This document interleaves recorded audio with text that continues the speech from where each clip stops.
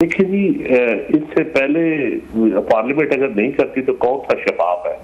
आप दुनिया में 128वें के 30वें नंबर पे, तो इतने वसाइल लगाने के बावजूद वसाइल की कमी तो कोई नहीं है हमारी हाई कोर्ट या सुप्रीम कोर्ट। तो हमने तो पहले मौका मिला पीपल पार्टी को, तो हमने तो कॉन्स्टिट्यूशन जो भी रिफॉर्म्स की उसमें हाई कोर्ट का जो क्याम है इस्लामाबाद हाई कोर्ट का, ये भी पीपल पार्टी ने किया। इससे पहले भी हम जजेस अपॉइंटमेंट पे देखे, हम तो इससे पहले वाला जो निजाम था उस पर तो फिर प्रेसिडेंट का या प्राइम मिनिस्टर का इनपुट शामिल होता था। तो हम तो प्रेसिडेंट या प्राइम मिनिस्टर वो हमने खुद 18वीं तरमीम में कदम किया, पार्लियामानी कमेटी के हवाले किया, जिसमें 4 मेंबर अपोजिशन और 4 मेंबर हस्ब इक़्तिदार। सिर्फ हस्ब इक़्तिदार या हुकूमत वक्त के हवाले हम जजेस अपॉइंटमेंट नहीं कर रहे, हम पार्लियामान के हवाले कर रहे हैं जो स्टेक होल्डर है अवाम से, जो अवाम के वोटों से आते हैं। अब ये क्वालिटी ऑफ पार्लियामान के ऊपर डिबेट आप कर सकते हैं, लेकिन आप इस तरीकाकार पे डिबेट मेरे ख्याल में आपको हमायत करनी चाहिए सारी सोसाइटी को कि हमारी इससे पहले चैम्बर्स के जजेस, चंद हाई कोर्ट का जो चीफ जस्टिस होता है या वो कोटा लेता है, फिर सुप्रीम कोर्ट का जज कहता है मेरे बंदे नाम डालो, दो कोई सदर कहता है मेरे बंदा एक डाल दो, चैम्बर्स पे आ जाते हैं क्या बकौलाद मैं नाम नहीं लेता, बड़े बड़े सीनियर रिश्तेदारियां आप देख लेना फैमिलीज के अंदर। आप पुराने चीफ वसीम अहसन शाह से, खोसा से, साकिब निसार से शुरू होते हैं, आपको फैमिलीज डोमिनेट नजर आती है जजेस के।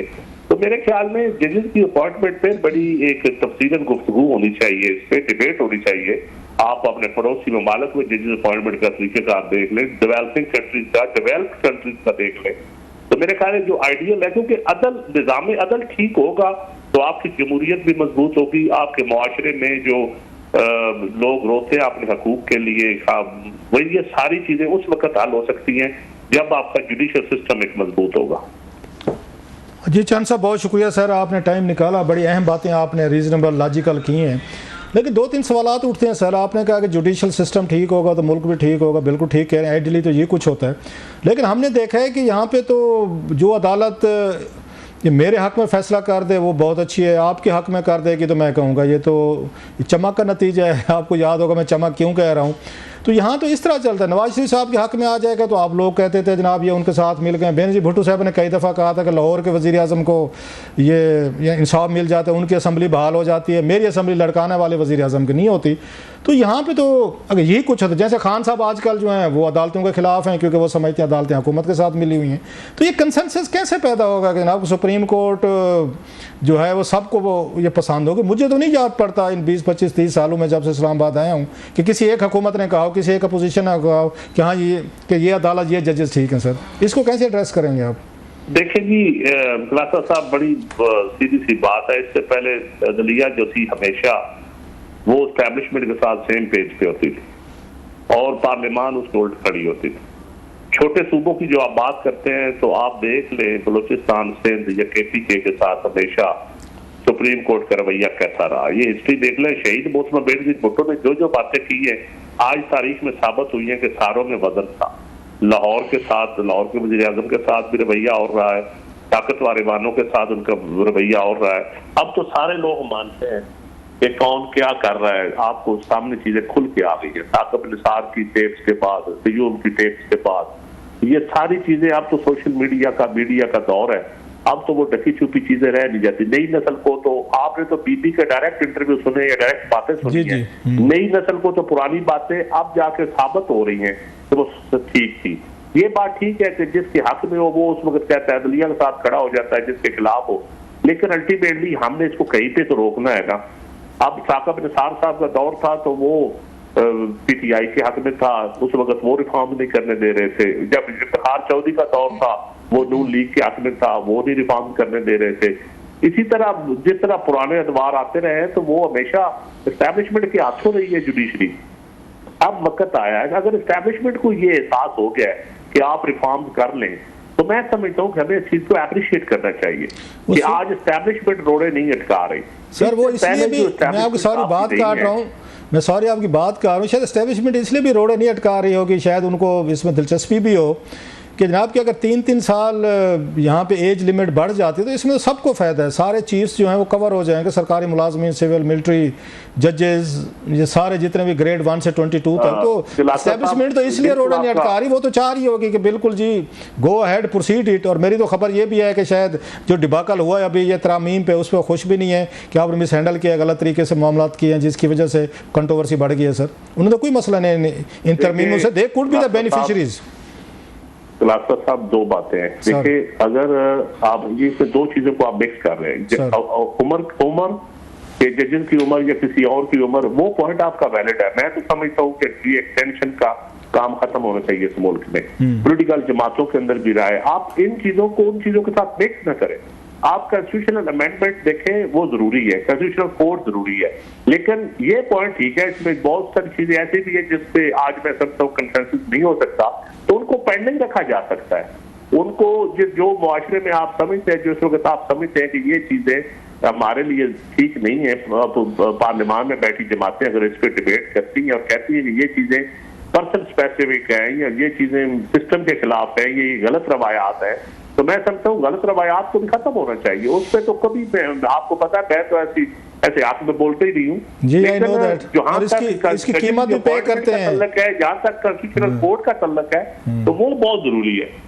अच्छा सर, ये बताएं, अभी आपने बात की कि वो बात ठीक भी है कि जजेस के अपॉइंटमेंट के वक्त कोई कहता है जी मेरा बंदा रख लें, चलें जी 5 सीटें हैं तो जी बांट लेते हैं, 1-2 बार वाले रखा लेते हैं क्योंकि उनके मेंबर हैं, एक लॉ मिनिस्टर रखवा लेता है, एक चीफ जस्टिस साहब, तो इस तरह बंदर बांट हो जाते, फेयर इनफ।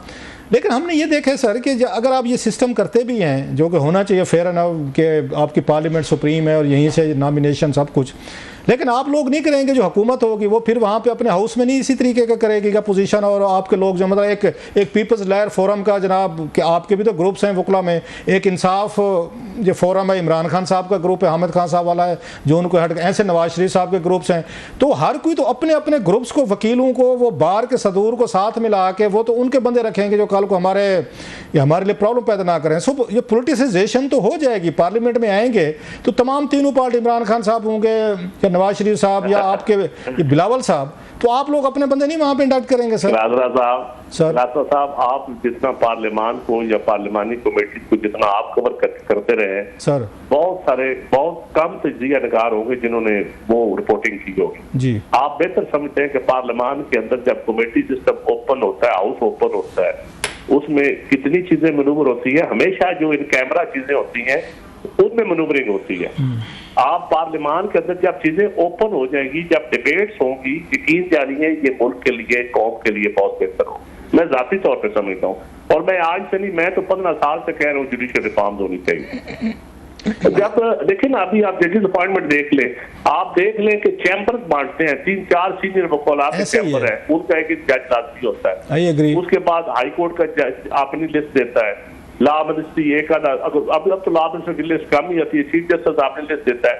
तो ये मेरे ख्याल में जब पार्लियामान के अंदर होगा, किसी एक शख्स का या किसी एक ग्रोह की डोमिनेशन नहीं हो सकती, उसमें मेंबर्स उसमें पहले। लेकिन सर जी, आप तो खुद चेयरमैन, आप पब्लिक अकाउंट्स कमेटी के चेयरमैन रहे हैं, बड़ी दबंग तरीके से आपने पीएससी चलाई भी, मैंने तो देखी हुई है, रिपोर्ट भी की हुई है, लेकिन ये भी तो पता होगा जब वोटिंग का टाइम आता है हमेशा हुकूमत के बंदे ज्यादा होते हैं। मतलब अगर 12 मेंबर्स कमेटी है तो उसमें वो उनकी कोशिश होगी कि जनाब के 8 तो हमारे बंदे होने चाहिए, तो फिर आप अपनी मर्जी के बंदे को, उनको जजेस को अपॉइंट करवा लेंगे। कॉन्स्टिट्यूशनल अमेंडमेंट में ये जो चीज रिपोर्ट हो रही है कि हर पार्लियामानी कमेटी का एक बंदा होगा, मैं समझता हूँ कि अपोजिशन और हज़्ब इक़्तिदार की डिवीजन वो पार्लियामानी कमेटी की जिस तरह पहले थी कि बराबर नुमाइंदगी थी, ये बात आपकी ठीक है।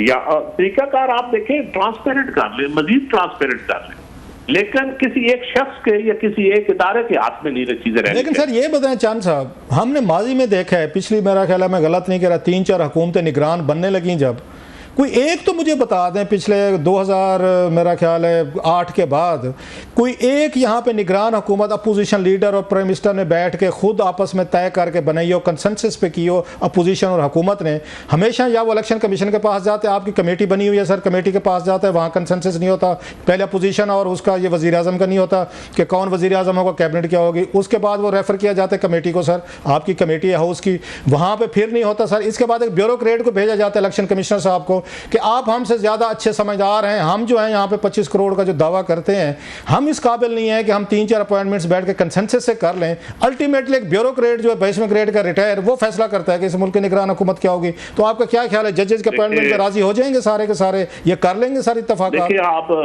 हर मामले में देखें, कोई सदा इसी तरह जमहूरियत नहीं रहनी, ना पॉलिटिकल सिस्टम इस तरह, ना हमारी क्यादतों में इस तरह कंप्रोमाइज रहना है।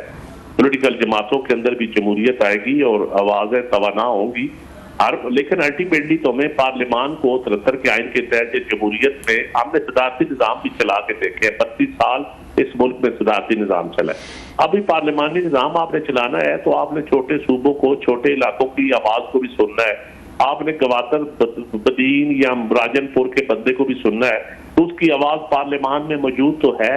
अब ना बोले तो ये अवाम बंदा ऐसा चुने ना जो बोल सके, जो ताकतवर हो, जो अपनी आवाज बुलंद कर सके। ये अब अवाम का भी इम्तिहान आएगा।